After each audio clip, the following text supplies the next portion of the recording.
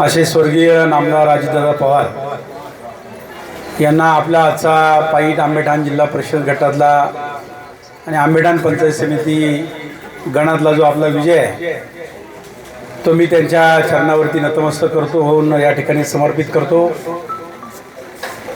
कारण मला घडवण्यामध्ये, मला मोठं करण्यामध्ये अजितदादांचा सिंहाचा वाटा होता। त्यांच्यामुळेच मला वयाच्या 26व्या वर्षी तिकीट मिळालं, त्यांच्यामुळेच मला वयाच्या 26व्या वर्षी कृषी सभापतीपद मिळालं, त्यांच्यामुळेच मला दुसऱ्यांदा तिकीट मिळालं, सभागृह नेता त्यांच्यामुळे मी झालो, राहुरी कृषी विद्यापीठावर गेलो, पुणे कृषी विद्यापीठावर गेलो आणि आज 12 वर्षानंतर मी मनाने ठरवलं होतं। खरं तर माझं मत असं होतं की ज्यावेळी दादांकडे सत्ता नाही, दादा विरोधी पक्षात आहे, त्याचवेळी दादांकडे प्रवेश करून आपल्या नेत्यासाठी काम करायचं, फक्त सत्तेसाठी करायचं नाही। तर नेता अडचणीत असताना नेत्यासाठी काम करायचं योग येत नव्हता। दादा अनेक वेळा काही ना काही निमित्तानं मला बोलवायचे, मी ठरवायचो पण ते लांबत गेलं आणि एक दिवस अजितदादांनी मला बोलवलं, खूप वेळ माझ्याशी ते बोलले आणि मी ठरवलं की दादा मला काही अपेक्षा नाही, मी काही फायद्यासाठी तुमच्याकडे येत नाही। भाजपची राज्यात सत्ता आहे, भाजपची देशात सत्ता आहे, मला भाजपने देखील काही कमी केलं नाही, पण माझं मन मला सांगतंय ज्या माणसांनी राजकारणात मला मोठं केलं त्याच्यापर्यंत गेलं पाहिजे। आणि म्हणून मी ठरवलं की तुम्ही राज्याचे मुख्यमंत्री होईपर्यंत तुमच्यासाठी काम करायचं आणि मी तो निर्णय घेतला। अजितदादा आपल्याकडे 19 जानेवारीला आले, दुर्दैवानं त्या ठिकाणी 3-4 वेळा लागोपाठ त्यांचा माझ्या भेट फोन सगळं सुरू होतं आणि 28 तारखेला ही दुर्दैवी घटना घडली। आज कार्यकर्त्यांना माझी विनंती आहे, गावात कुठेही मिरवणूक काढू नका, फार उत्साहात काही करू नका, जे तुम्ही आनंदात केलं ठीक आहे, पण ज्या नेत्याला आज हा आनंद आम्हाला दाखवायचा होता, हा विजय आम्हाला दाखवायचा होता, ज्या वेळेला दिलीपांना मोहिते पाटील, मी, अनिल बाबा, कैलासराव अजितदादांच्या समोर बसलो होतो आणि त्यावेळी त्यांनी सर्वेचा रिपोर्ट वाचला आणि त्यावेळी त्यांनी काय सांगितलं की शरद बुट्टे पाटलांच्या मिसेस सुनीता बुट्टे पाटील यांचा सर्वे चांगला आहे, परंतु जे आमदार बाबाजी काळे त्यांची बहीण जी उभी आहे त्यांच्याकडे खूप कोट्यावधी रुपये पैसे आहेत, त्यांनी 10,000 लोक उज्जैनला नेलेत आणि कोट्यावधी रुपये खर्च करणार आहेत, अशा प्रकारचा तो सर्वेचा रिपोर्ट पुढे आला होता। दादा म्हणले शरद काळजी घ्यावी लागेल, हल्ली लोक विकास कामं विसरून जातात आणि निवडणुकीला क्षणभंगूर आनंदाच्या मागे जातात, पैशाच्या मागे जातात। दादा म्हटले होते मी तुला लागेल ती मदत करेल, पण दुर्दैवाने 28 दादा गेले। मला त्या दिवशी मी माझ्या आईवडिलांच्या निधनानंतर जेवढं रडलो त्या दिवशी अजितदादांच्या जाण्याने रडलो। असं वाटत होतं की फॉर्म मागे घ्यायची मुळत असेल तर फॉर्म मागे घेऊन टाकावा, पण अजितदादांनी उमेदवारी जाहीर केली, मला उमेदवारी अर्ज मागे घेता येत नव्हता। मला माहीत होतं की आता दादांची सभा होणार नाही, दादा आर्थिक मदत करणार होते ती मदत होणार नाही, पण तरी देखील मनोमन ठरवलं की दादांच्या इच्छेखातर आता लढलं पाहिजे आणि म्हणून 3 दिवस प्रचार थांबून आपण लढलो। ज्या कार्यकर्त्यांनी, मला माहिती आहे की साध्या सामान्य कार्यकर्त्यांनी काम केलं, अनेक लोक लबाड निघाले, अनेक लोक आमच्या सभेत यायचे, अनेक लोक इथं घरी भेटायला जायचे, मोठे मोठे पुढारी 90% फुटले, 25,000 50,000साठी फुटले। ज्यांना मी विकास कामाची ताकद दिली, ज्यांना मी शून्यातून उभं केलं, असे अनेक माणसं फुटलेली मी माझ्या डोळ्यानं पाहिली, पण मला ते बोलायचं नव्हतं। आजही मी ते बोलणार नाही। शेवटी ज्याचं त्याला आत्मपरीक्षण त्यांनी केलं पाहिजे की भाऊने 25 वर्षात आपल्यासाठी काय केलं, किती आपल्याला ताकद दिली, आपल्या शब्दाखातर किती योजना मंजूर केल्या, आपल्या सुखदुःखात किती आले आणि आपण फक्त 10,000च्या पाकिटासाठी 25,000च्या पाकिटासाठी फुटतोय। हे कुठेतरी त्याचं आत्मपरीक्षण या मंडळींनी करायला पाहिजे।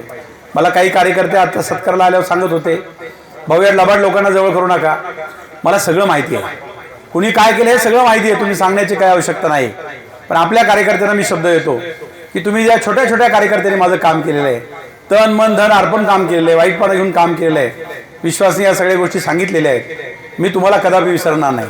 आणि ज्यांनी लवाडी केली, माझी तुम्हाला एवढी विनंती आहे, होतं काय तुम्ही तुमच्या गावच्या ग्रामपंचायतीसाठी तुमच्या प्रेमाखातर हे लबाडी केलेल्या लोकांना तुम्हीच माझ्याकडे घेऊन येता, माझी अडचण होते, कारण तुम्ही माझं काम केल्यामुळे मला तुमचं ऐकावं लागतं। माझी तुम्हाला हात जोडी एवढीच विनंती आहे, ज्यांनी लबाडी केली त्यांना कृपा करून माझ्याकडे आता आणू नका, नाहीतर माझी अडचण होऊन बसते, तुम्ही त्यांना कार्यालयात घेऊन येता, तुम्ही आता जाऊ द्या चुकलाय भाऊ कार्यकर्ता, पण ही वेळ चुकण्याची नव्हती। ज्यावेळी भामाखोऱ्यावर संकट होतं, ज्यावेळेला आपला भाग विकला जाईल का नाही चर्चा होती, त्यावेळी पैशावर निवडणूक होती, उमेदवार आपल्या नात्यातला नव्हता, उमेदवार आपल्या भागातला नव्हता आणि तरी देखील आपले लोक त्याला मदत करतायत।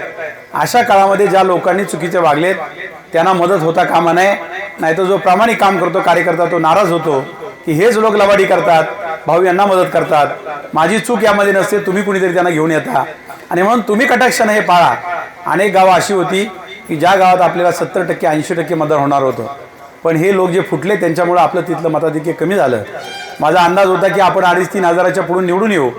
काही अंदाज गावचे खरे ठरले, त्या गावांना धन्यवाद आहे की जेवढं मतदान धरलं तेवढं त्या गावात मतदान झालं. आणि काही गावांनी त्या ठिकाणी तो अंदाज चुकवला. ते गावाला मी दोष देत नाही, त्या गावातल्या पुढाऱ्यांनी चुका केल्या, त्या गावातली पैशाच्या लालसेपोटी त्या ठिकाणी ते लोक बदलले आणि म्हणून हे घडलेलं आहे. पण जाऊ द्यात, आपण काय फार कुणावर टीका करत बसायची नाही. त्या उमेदवारावर मी कधीच टीका केली नव्हती, कारण त्यांची चूक नव्हती. त्यांना ज्याने उभं केलं त्यांची चूक होती की बिचाऱ्या ज्या उमेदवार आहेत त्यांची इच्छा पण नव्हती, त्यांना तसं त्या ठिकाणी भाषण करणं, उमेदवाराकडे जे कौशल्य त्यांच्याकडे नव्हतंच, शिक्षण नव्हतं, त्यांची चूक नव्हतीच, तालुक्याच्या नेत्यानं चूक केली. विश्वासने सांगितलं ते खरं आहे. नारायणराव पवारांनी माझ्या विरोधामध्ये उमेदवार उभे केले, दिलीप अण्णांनी केले, सुरेशभाऊ गोरेंनी केले. ते अतिशय राजकीय दृष्टीने लढले, मी त्यांना कधीच नाव ठेवलं नाही. मीही राजकीय आरोप त्यांच्यावर केले, त्यांनी माझ्यावर केले. पण आताच्या विद्यमान आमदारांनी अतिशय खालच्या पातळीवर जाऊन व्यक्तिगत माझ्यावर आरोप केले, अतिशय चुकीचे आरोप केले. खरे असते आणि केले असते तर मला काही वाईट वाटलं नसतं. आमची व्यंगचित्र बनवली, गाणी बनवली, अतिशय खालच्या पातळीवरती. आत्तापर्यंतच्या इतिहासामध्ये कोणत्याही आमदारानं मला त्रास दिला नाही, एवढा आत्ताच्या आमदाराने दिलेला आहे. आणि मग तुम्हाला एवढंच सांगतो, मी निवडणुकीमध्ये काही गावात सांगितलं, सगळ्यांना सांगितलं नाही. मला काही सहानुभूती घ्यायची नव्हती. मी आता ठरवलेलं आहे यानंतरच्या काळामध्ये जिल्हा परिषद पंचायत समितीला निवडणुकीला मला स्वतःला कुठे उभं राहायचं नाही. मी माझ्या कार्यकर्त्यांसाठी यापुढे काम करणार आहे, कार्यकर्त्यांना निवडून आणणार आहे. आणि मी आता माझ्या कैलासने सांगितल्याप्रमाणे पायी आंबेठाण गटापुरता आता राहणार नाही. मी तालुक्याचं गावोगाव आता पिंजून काढणार आहे आणि शरद बुटे पाटलांना मतदारसंघ सोडून तालुक्यात काम सुरू केल्यानंतर काय होतं हे या विद्यमान आमदाराला मी दाखवून देणार आहे. माझी ताकद काय, माझं कौशल्य काय, माझं प्रशासकीय ज्ञान काय, मी किती कामं करतो आणि किती माणसं जोडतो, राष्ट्रवादी काँग्रेस पक्ष किती वाढवतो हे मी त्यांना दाखवून देणार आहे.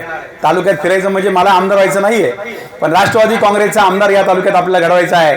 ज्या ज्या आमदारांनी मला अशा प्रकारे त्रास दिला आणि त्या आमदारांना मी त्या ठिकाणी जाहीरपणे सांगितलं, त्या आमदारांना घरी पाठवण्याचं काम शरद बुटे पाटलांनी केलेलं आहे.